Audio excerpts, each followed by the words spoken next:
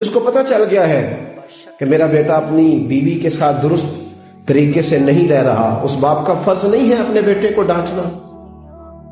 کہ اس نے طرفدار بننا۔ جس کو سمجھ آ گئی ہے،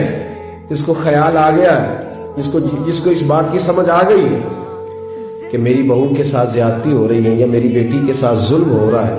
تو اگر وہ ساتھ کھڑا ہی نہیں ہو رہا، اور پھر نبی پاک علیہ السلام نے تو ہمیں ہر پہلو پر سمجھایا ہے، میرے کریم محبوب نے تو کوئی ایسی چیز چھوڑی نہیں جو ہمیں سمجھائی نہ جائے۔ اللہ کے حبیب فرماتے ہیں اپنے بھائی کی مدد کرو چاہے وہ ظالم ہو یا مظلوم ہو۔ یا رسول اللہ، مظلوم کی مدد تو سمجھ میں آتی ہے، ظالم کی کیسے مدد کریں؟ تو حضور نے فرمایا اسے ظلم کرنے سے روک دو، یہ تمہاری مدد ہے اس کے لیے۔ ظلم جو ہوتا ہے وہ کبھی بھی اس کے زخم صاف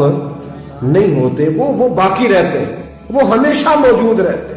ان میں کمی نہیں آتی، اور جس پر ظلم ہوتا ہے اسے کبھی ظلم بھولتا، بولیے ظلم بھولتا خوشیاں بھول جاتی ہیں، ظلم یاد رہتے ہیں، زیادتی یہ نہیں بھولتی، یہ یاد رہتی ہے۔